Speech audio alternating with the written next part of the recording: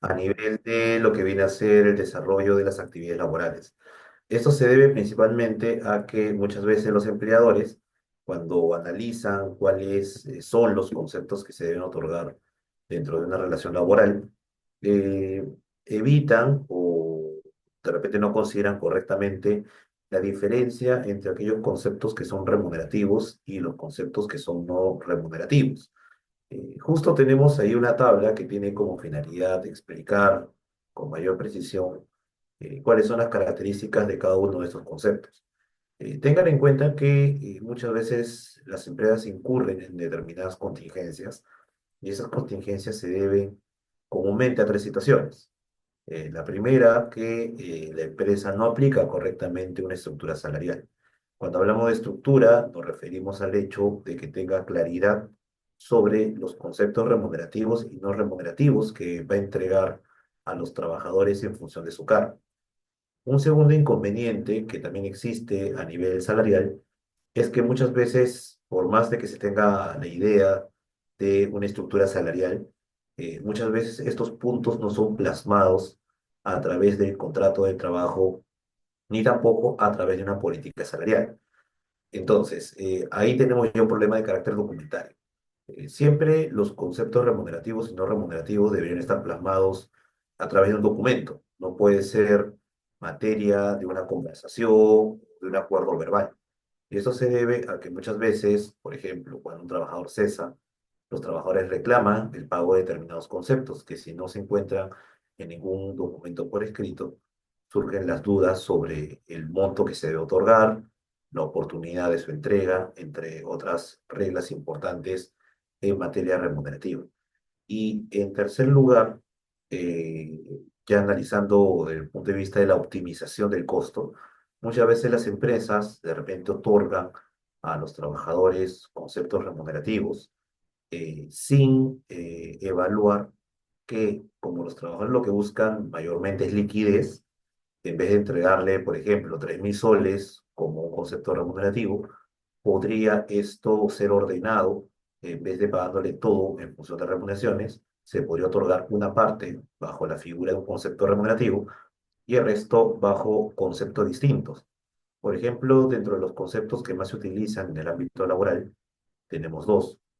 Uno es el concepto de movilidad supeditada a la asistencia y en segundo lugar lo que tiene que ver con lo que viene a ser el refrigerio, que también es un concepto que se otorga todos los meses a los trabajadores y que no requiere mayor sustento, siempre y cuando, al igual que la movilidad supeditada a la asistencia, se respete lo que se considera como razonabilidad o proporcionalidad en materia salarial.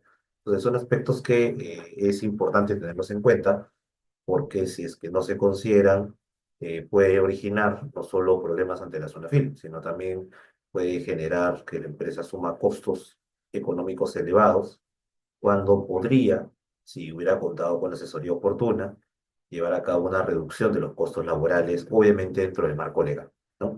Entonces, a fin de cuentas, la exposición que vamos a realizar ahora va a incidir justamente sobre la importancia de establecer estos conceptos para una gestión óptima de lo que viene a ser la estructura salarial. Un primer punto, que como lo pueden ver en el recuadro, es la diferencia entre los conceptos remunerativos y no remunerativos. Cuando hablamos de remuneración desde el punto de vista laboral, nos referimos no solo a lo que viene a ser la remuneración básica, sino que también nosotros destacamos otro tipo de conceptos, pueden ser la asignación familiar, las gratificaciones también califican como remuneraciones, y cualquier otro monto que entregue la empresa en función de la prestación de servicios que realiza el trabajador. Justamente la definición de remuneración que es recogida en el Decreto Supremo número 003-97-TR señala claramente que califica como remuneración aquel concepto que es entregado al trabajador como contraprestación de sus servicios. Entonces, esta característica del carácter contraprestativo de la remuneración está vinculado justamente con la noción de que para que un trabajador tenga derecho a percibir remuneraciones, la regla es que tenga que realizar un trabajo. Ahora, el trabajo no necesariamente tiene que ser efectivo. Basta que el trabajador disponga de su tiempo, ¿no? O sea, otorgue tiempo suficiente a la empresa para que en función de eso se pueda llevar a cabo la actividad laboral. Eso quiere decir que si el empleador, a pesar de que tiene la disponibilidad de otorgar o dictar tareas al trabajador y el trabajador, eh, digamos, no la lleva a cabo porque no recibió una adecuada capacitación o de repente no llegó nunca a esta comunicación de las tareas específicas que tiene que realizar, eso no es imputable al trabajador, sino es imputable al empleador, porque el empleador va a asumir los riesgos de la actividad. Entonces, si el empleador no brinda adecuadamente los lineamientos para llevar a cabo la actividad laboral, entonces van a surgir estos inconvenientes porque los trabajadores, al desconocer la naturaleza de la actividad, no la va a realizar. Entonces, este es un caso bastante particular o puntual en la que los empleadores van a asumir los costos como consecuencia de una mala administración o de una ineficiente organización de la actividad laboral. Como ya mencioné, la regla es que las remuneraciones sean pagadas, tomando en consideración una prestación de servicios. No obstante, también se presentan situaciones en las que, a pesar de que no exista una prestación de servicios efectiva, igual hay que pagar remuneraciones. Ya mencioné el caso del trabajador que, como no ha recibido las tareas de manera oportuna, no las lleva a cabo. Hay también otros casos, como por ejemplo el pago de remuneraciones cuando un trabajador se encuentra de descanso médico. También se observan aquellos casos en que los trabajadores tienen una licencia o también los trabajadores van a percibir remuneración como consecuencia de que la ley ha establecido que hay periodos en que de manera obligatoria los trabajadores van a gozar de descansos. Estamos hablando ahí, por ejemplo, los descansos semanales. También hablamos del descanso que se puede otorgar como consecuencia de las vacaciones, como también los descansos que son consecuencia de la existencia de nuestro país de días feriados.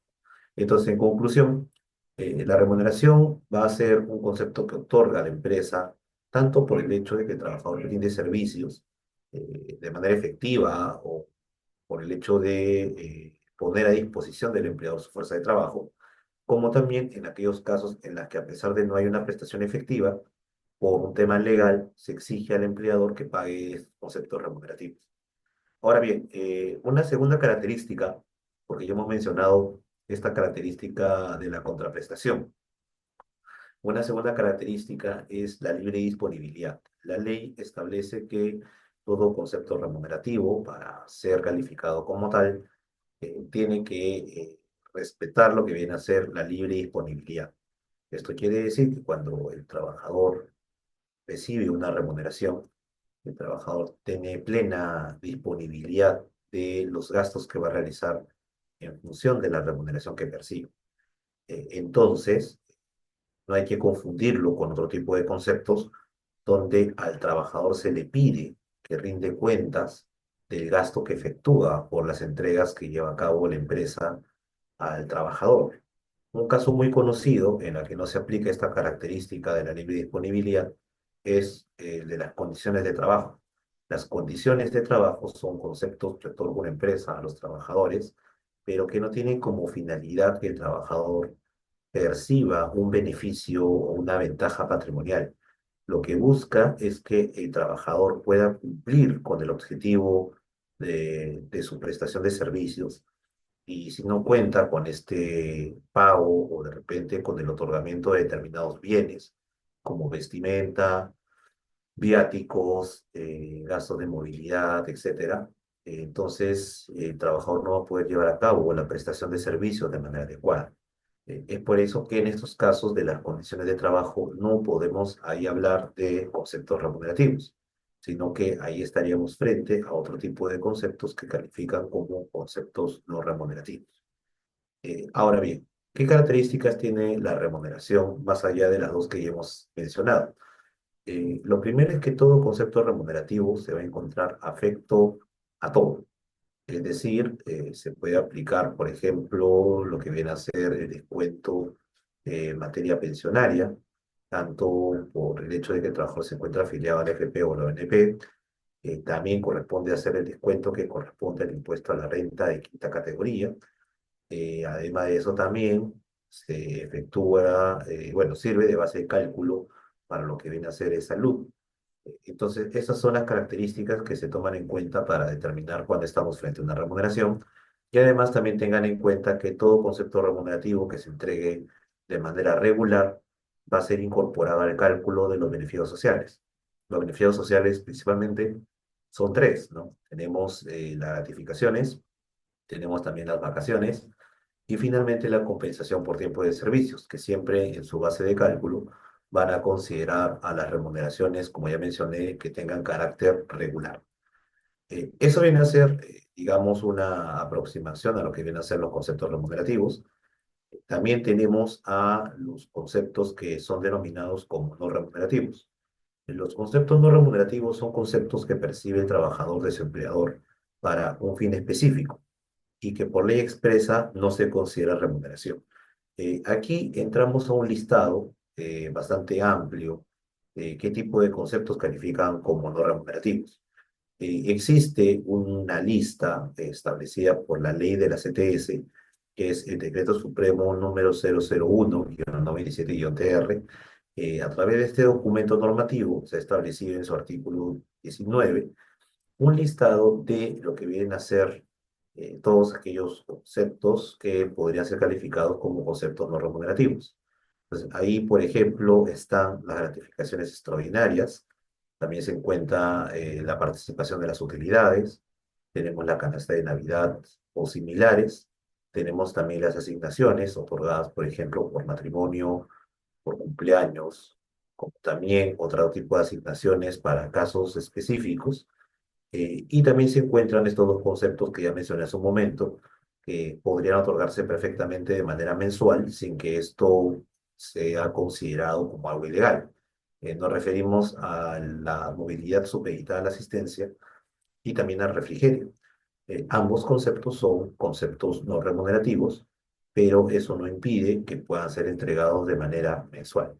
Eso sí, hay que respetar criterios como el hecho de que estos montos no deben ser demasiado elevados, deben ser montos razonables y también habría que evaluar el valor de mercado para otorgar estos conceptos que van a tener carácter mensual. Si es que la entrega de estos montos supera un límite, que si bien la ley no lo indica, ya por un criterio de razonabilidad, digamos, se podría determinar un determinado límite. Si supera este límite, entonces lo que va a hacer la SUNAFIL o el Poder Judicial, dependiendo qué entidad es la que esté evaluando esos temas, lo que puede determinar es que estos conceptos o este exceso sea calificado como un concepto remunerativo. Es por eso que para el caso de los conceptos no remunerativos hay que tener mucho cuidado y examinar cuáles son los requisitos que se deben cumplir para evitar de que luego entidades como la SUNAFIL o la SUNAT observen la naturaleza de dichos conceptos. Es por eso que es muy importante al momento que se establezca esta diferencia y también se determine qué conceptos se van a entregar al trabajador, que esto se vea plasmado a través de documentos. Ya mencioné que uno de los documentos más importantes es el contrato de trabajo, pero también hay que incorporar, digamos, esta tabla o esta lista de conceptos dentro de lo que viene a ser conocida como una política salarial. Más o menos para entender cómo se va a estructurar los salarios por puestos, porque ojo, muchas empresas establecen salarios para una estructura para todos los trabajadores. No obstante, lo recomendable es que la estructura salarial se adecue a las características de cada puesto. No es lo mismo tener, digamos, un jefe de área que un trabajador ordinario. Los conceptos que se van a considerar más allá de las diferencias cuantitativas. También se pueden establecer, por ejemplo, bonificaciones por cargo, en el caso de que una persona asuma una jefatura. También muchas veces hay empresas que para generar un cierto atractivo de contar con mejor personal que asume estas responsabilidades, pueden otorgar gratificaciones extraordinarias. Así que, en conclusión, muchas veces, dependiendo del puesto, sería razonable establecer diferencias en cuanto al tratamiento de salarios. Y Por eso, si es que no se establece un adecuado criterio para este tipo de situaciones, puede surgir pues estos problemas de gastos laborales excesivos. Por eso, lo que nosotros sugerimos, que al momento de que se desarrolle una estructura salarial, tengan en cuenta, en primer lugar, este cuadro, ¿no? En este cuadro se establecen dos tipos de conceptos que se van a entregar a los trabajadores. Por un lado tenemos el concepto que se conoce como principal y el otro concepto que se conoce como complemento, ¿no? En el caso de los conceptos principales, recuerden que los trabajadores van a tener un monto principal fijo, que es lo que nosotros normalmente denominamos como el básico, y que siempre se va a colocar en el contrato de trabajo. Pero también se puede dar lo que viene a ser el concepto variable, ¿no? Y los conceptos variables pueden ser comisiones, como también puede ser un concepto que se conoce como destajo. Esto sucede, por ejemplo, en el caso de los vendedores, que a ellos muchas veces lo que van a percibir son remuneraciones, pero variables, que van a estar sujetas a un determinado porcentaje. Ese es más o menos un aspecto a considerar. Incluso hay contratos de trabajo en los que se puede establecer un sistema mixto. Es decir, el trabajador podría estar percibiendo tanto un concepto fijo como un concepto variable, y ambos van a tener la naturaleza de una remuneración principal. Luego tenemos lo que viene a ser los conceptos complementarios o simplemente complementos salariales y que pueden ser otorgados dependiendo de diferentes razones. Por ejemplo, algunos de estos conceptos son otorgados por un tema netamente personal. Nos referimos específicamente a las asignaciones, por ejemplo, la asignación por educación, que es una de las asignaciones más conocidas. En el sector público se denomina este concepto como escolaridad. En cambio, en el sector privado simplemente se le conoce como asignación por educación. También se puede otorgar asignación por cumpleaños, también se puede entregar gratificaciones extraordinarias y finalmente indemnizaciones, que son conceptos que se otorgan a los trabajadores en el caso que se haya producido algún tipo de daño. Por ejemplo, una indemnización bastante conocida es la indemnización por despido arbitrario. También se pagan indemnizaciones en el caso de que no se otorguen vacaciones de manera oportuna. Entonces son puestos en las que se puede presentar la obligación por parte del empleador de otorgar indemnizaciones. Por otro lado, también tenemos los complementos que son por razón del trabajo. Por razón del trabajo, los complementos pueden ser bonificaciones por desempeño, también bonificaciones por riesgos. Tenemos ya también las horas extras, tenemos también la compensación por descanso, como también lo que se conoce como movilidad y también condición de trabajo. O sea, ahí sí observamos una serie de conceptos que sí tienen una justificación directa de la prestación especial de servicios que ha realizado el trabajador. Por ejemplo, en el caso de las horas extras son conceptos que se entregan a los trabajadores como consecuencia de que el trabajador ha prestado servicios más allá de su jornada habitual. Entonces, ahí corresponde, de acuerdo con lo que establece la ley, que el pago se realice en función de sobretasas. También existe lo que se conoce como compensaciones por descanso. Por ejemplo, cuando el trabajador labora en un día feriado, el trabajador está recibiendo ahí una compensación por laborar un día feriado. También cuando un trabajador hace lo que se conoce como la compra de vacaciones, o sea, llega a un acuerdo con su empleador para que no goce la totalidad de las vacaciones, sino que goce de un tiempo menor, en ese caso también se va a otorgar este tipo de compensación. Entonces, por ese lado, claramente existe una serie de conceptos que van a estar vinculados con el trabajo. Y finalmente, también muchas empresas otorgan, por los resultados empresariales, otorgan conceptos que son conocidos como utilidades. Esta participación en las utilidades pueden ser de dos tipos. Tenemos la participación en las utilidades que son de carácter obligatorio, porque así lo establece la ley para su otorgamiento. Recuerden que aquellas empresas que no sean micro, porque las micro, digamos, no le corresponde aplicar esta obligación, es decir, para aquellas empresas que sean pequeñas o grandes empresas, sí existe la obligación de repartir estas utilidades, siempre y cuando la cantidad de trabajadores que tengan sea más de 20 trabajadores, primer requisito. Y segundo requisito también, siempre y cuando la empresa haya obtenido resultados favorables, es decir, haya tenido pues utilidades en el ejercicio anterior. Entonces, es por eso que las empresas ahí también tienen la obligación de otorgar este tipo de conceptos que no son remunerativos. También la empresa podría establecer una política específica de pago de utilidades voluntarias. Entonces, en el caso de las utilidades voluntarias, ahí digamos que la propia empresa aplica, claro, bajo criterios objetivos, va a aplicar una serie de lineamientos que van a ser necesarios para que se pueda otorgar a los trabajadores, a pesar de que no tengan derecho por ley para recibir utilidades, igual se les va a otorgar una serie de conceptos que se originan de las utilidades globales de la empresa. Entonces, en ambos casos observamos que, tanto en el caso de las utilidades obligatorias como voluntarias, hacen referencia a los resultados empresariales globales que va a obtener una determinada entidad empleadora. Entonces, en esto consistiría la conformación de una estructura salarial. Claro, para desarrollarla de manera correcta y distribuirla de manera óptima, hay que conocer cómo se pueden utilizar cada uno de estos conceptos y también saber cuáles son los requisitos de entrega, ¿no?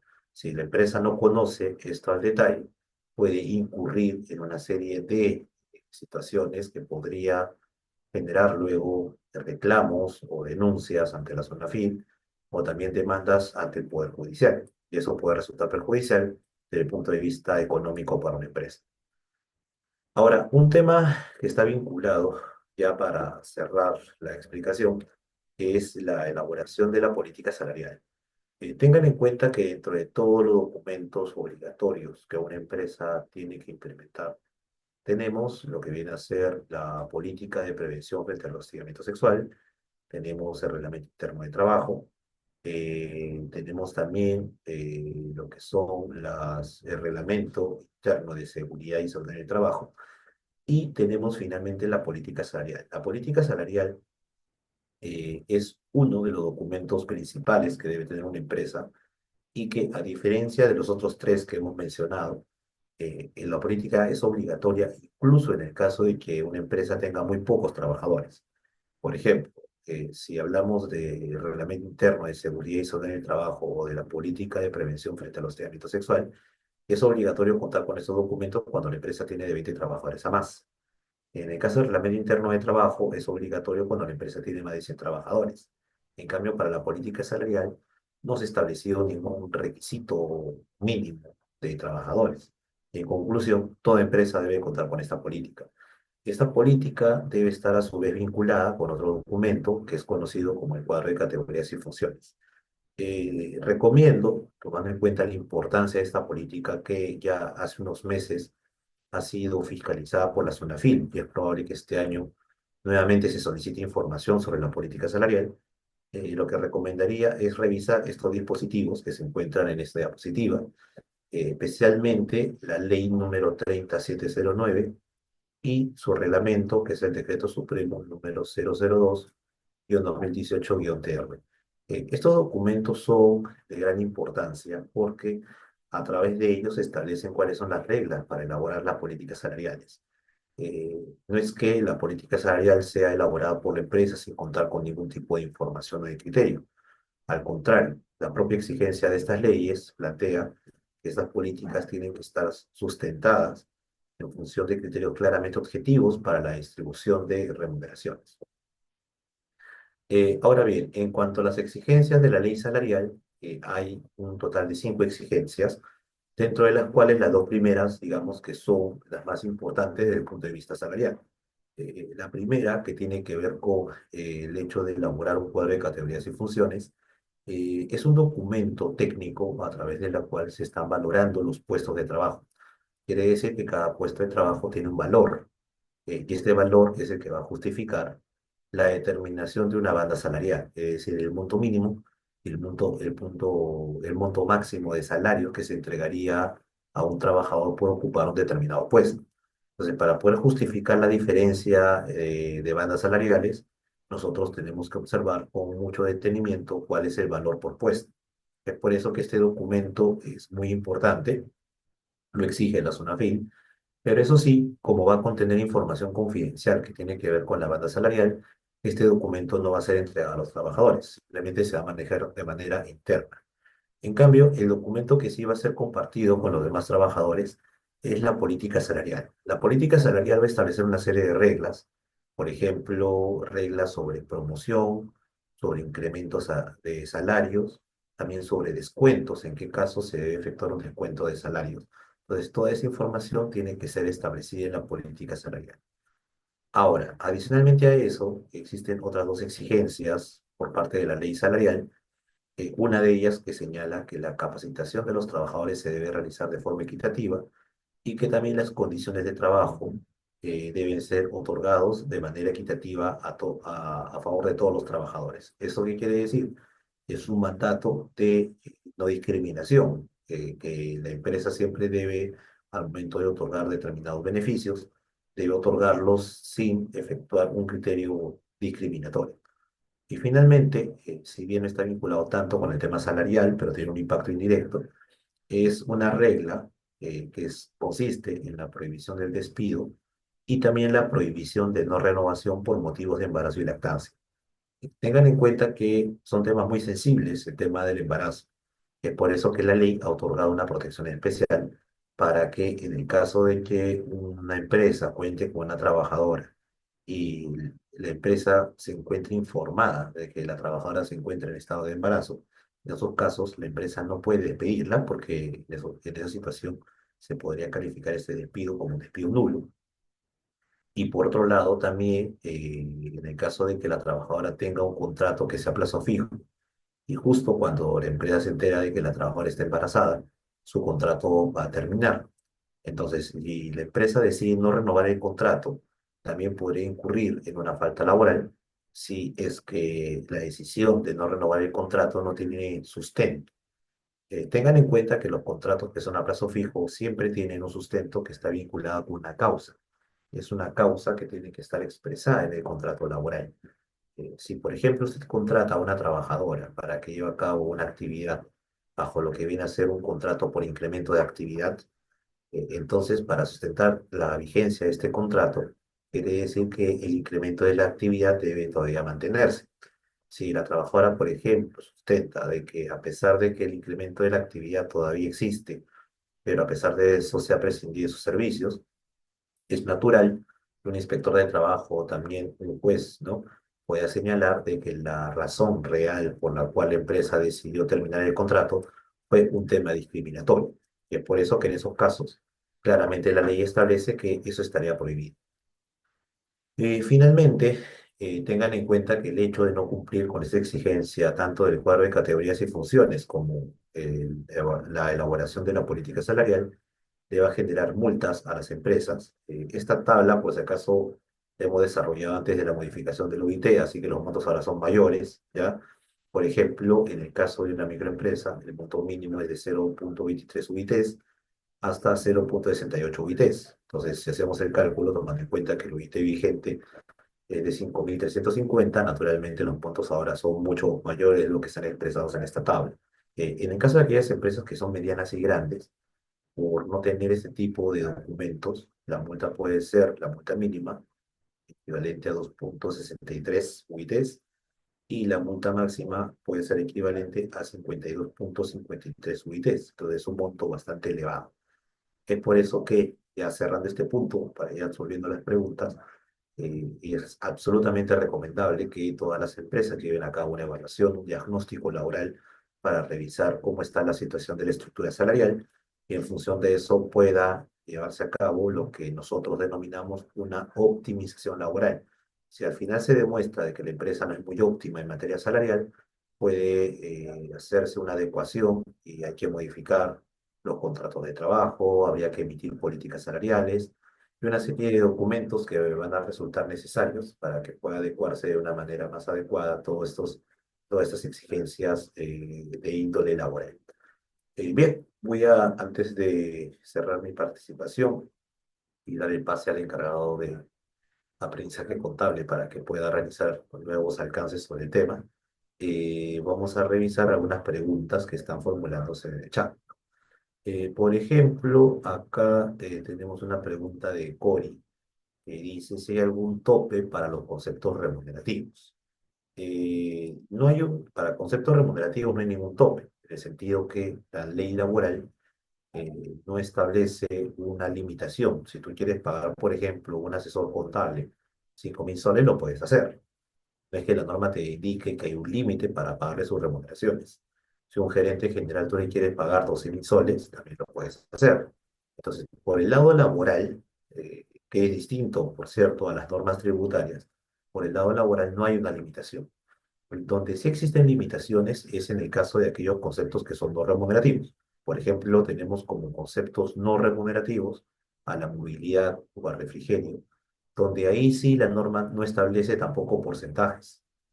Ahí lo que hay que aplicar es un criterio de razonabilidad. Por ejemplo, yo sugeriría que en esos casos no se supere del 20%, o también podría evaluarse cuál es el costo establecido por el mercado, porque en función del costo del mercado también nosotros podemos tener una idea de cuál sería el tope. De lo contrario, al no tener sustento, la zona FIP podría observar. Luego José Vigo pregunta si el pagar de manera mensual el gimnasio a determinados trabajadores puede permanecer como no remunerativo, o al ser frecuente ya lo convierte en remunerativo. El pago de gimnasio puede ser otorgado a través de la figura de una asignación. Al ser una asignación que puede tener, por ejemplo, un condicionamiento a buenos resultados de la empresa, yo opino que podría determinarse como un concepto no remunerativo. Entonces, el hecho de que esto se pague de manera mensual, de ninguna manera, José, generaría que esto se convierta en un concepto remunerativo. Pero tú, para poder sustentar que este pago no es remunerativo, deberías contar con un tratamiento especial, sea a través del contrato o también sea a través de lo que viene a ser la política salarial. Porque si en la política salarial no está este concepto, ni tampoco en el contrato, y simplemente fue un acuerdo verbal, simplemente no habría sustento para otorgar ese monto. Luego, Alex pregunta si los contratos laborales se envían al Ministerio de Trabajo o ya no es así. En efecto, los contratos laborales ya no se envían al Ministerio de Trabajo, salvo algunos contratos. Me refiero específicamente al contrato a tiempo parcial, que son aquellos contratos que son menos de 4 horas. También tenemos los contratos de trabajadores extranjeros que de manera virtual se van a remitir al Ministerio de Trabajo a través de dos plataformas, que una es el Civitma, que es para los trabajadores migrantes andinos, y otra es el Civice, que se utiliza para el resto de trabajadores extranjeros. John González pregunta, menciono porque cuando se hacen las cláusulas correctas a la necesidad de la empresa, cuando el trabajador es rebelde y te denuncia ante la SONAFIL y el MTP, se puede defender el empleador y refutar al trabajador. Entiendo que cuando haces referencia a cláusulas correctas, creo que te refieres al contrato de trabajo. Entonces, si es así, eso es, sí, es correcto yo. En la medida que tú elabores un contrato bien detallado y respetando los márgenes legales, se reduce la posibilidad de contingencias, especialmente en materia salarial. Donde surgen complicaciones es cuando, por ejemplo, un trabajador reclama de que la empresa todos los meses le está otorgando, por ejemplo, bonificaciones, pero eso no está expresado en el contrato. Entonces, por más que estas bonificaciones de repente generan movilidades supeditadas a la asistencia, que es un concepto no remunerativo, la SUNAFIL lo que va a interpretar es que estos conceptos, porque no han sido declarados correctamente, son conceptos remunerativos. Eso es lo que se conoce como presunción de salariedad, que viene de salario. Entonces, para evitar estos problemas, lo mejor es que en el contrato de trabajo y en la política se detalle claramente qué conceptos adicionalmente a la remuneración básica se están entregando a los trabajadores. John pregunta, dice, si redactamos un contrato laboral según el decreto 728, que es por inicio de actividad, y dice que si necesita incluir una cláusula en el contrato de memorándum de confidencialidad de autorización de firma digital. Bien, naturalmente, cuando estamos hablando de cláusulas especiales del contrato, es necesario revisar pues toda la serie de normativas que se dictan a nivel laboral. No se olviden que en el Perú, lamentablemente, no contamos con un código de trabajo, tampoco contamos con una ley general de trabajo. Por esa razón que ahí se presentan inconvenientes, porque al no contar con ese tipo de documentación unificada, surgen discrepancias sobre el alcance de determinadas normas laborales.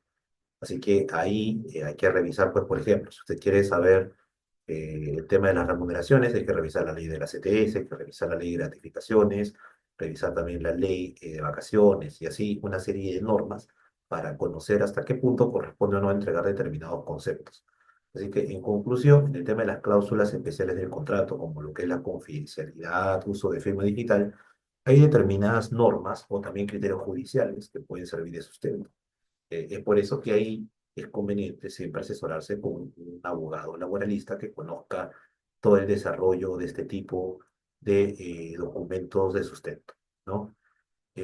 Bueno, finalmente, tomando en cuenta que ya estamos cerrando la sesión, hay algunas preguntas sobre que si es legal que un trabajador no tenga básico, sino solo comisiones. Si es legal, un trabajador solo puede tener comisiones siempre y cuando no sea inferior a la remuneración mínima vital, que recuerden que actualmente se ha incrementado porque es ahora de 1.130 soles. Me preguntan aquí, Rosana, si un trabajador renuncia, si tiene derecho a vacaciones. Si un trabajador renuncia, sí, un trabajador siempre va a tener derecho a beneficios sociales en la medida de que tenga más de un mes, o mejor dicho, un mes como mínimo de trabajo. Por ejemplo, aquí coloca que la persona trabajó desde el mes de septiembre hasta diciembre. Así que sí, va a tener derecho a vacaciones truncas en el caso de la liquidación. Jorge pregunta si es correcto que el sueldo no computable pueda ser hasta el 20% del computable, con la finalidad de ahorrar la carga laboral. Como mencioné hace un momento, hay conceptos no remunerativos que podrían tener como tope, bajo un criterio de razonabilidad, el 20%. Pero eso no se aplica necesariamente a todos los conceptos no remunerativos, así que habría que analizar uno por uno para ver hasta qué punto es razonable o no entregar un determinado concepto. Luego pregunta Rosana, ¿qué empresas están obligadas a formular la política salarial? Todo tipo de empresas, Rosana, sea microempresa, pequeña empresa, no MIPE, tampoco importa la cantidad de trabajadores. Aunque tengas un trabajador, sí sería necesario contar con esta política salarial. Luego tenemos, bueno, la pregunta de Marlene no la entiendo muy bien. Aquí de nuevo pregunta, si tengo una persona que está embarazada, pero mi proyecto está terminado, ¿no puedo cesarla? Sí, puedes cesarla en la medida de que la causa que originó el contrato era por una obra determinada o por un servicio específico.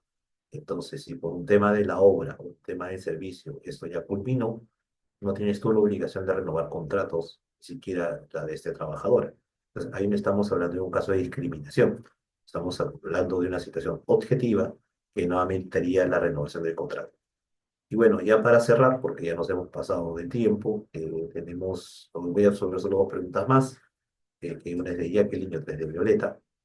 De Jacqueline dice, si hay un trabajador que ya tiene más de 5 años, si igual se le debe hacer un contrato por plazo indeterminado.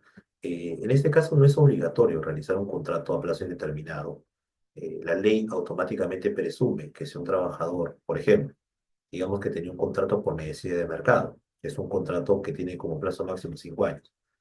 Si pasas ese tiempo, ya se interpreta automáticamente que el trabajador es a plazo indeterminado. Entonces, para eso no requieres que firme un contrato. Eso ya es automático, aunque sería conveniente, igual que acuerdes con el trabajador, firmar un contrato con la finalidad de que en el contrato se mantengan algunas cláusulas importantes.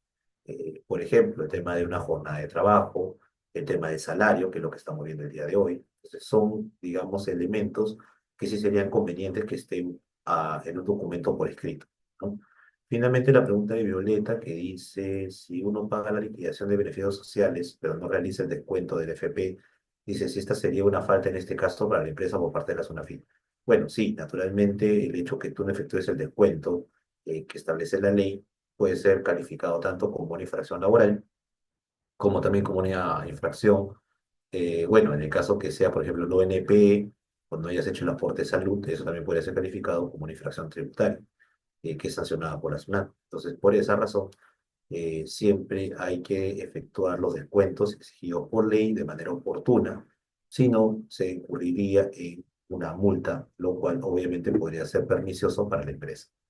Bien, solo quiero cerrar indicando que, ya como conclusión de esta exposición, en tema de la gestión de costos laborales, no solo hay que conocer las diferentes normas que se aplican sobre la materia laboral, que ya he mencionado que no solo es una, sino que son varias, sino que también hay que aplicar un criterio estratégico que tenga como finalidad compensar el costo laboral y que esto sea dividido correctamente entre conceptos remunerativos y no remunerativos. Entonces, de esa manera las empresas van a costar o van a contar con una información laboral, digamos, más adecuada, van a tener una estructura salarial óptima y de esa manera los trabajadores no se van a ver perjudicados porque van a seguir teniendo liquidez y la empresa, al final, como está dividiendo entre conceptos remunerativos y no remunerativos, va a poder mantener su planilla de manera más ordenada. Entonces, ese es el consejo que quería dar el día de hoy. Bueno, doy el pase a la persona encargada para que pueda explicar que próximamente se va a llevar a cabo una capacitación, un curso ya más completo, justamente sobre este tema de la gestión de costos laborales. Así que doy el pase respectivo. Muchas gracias.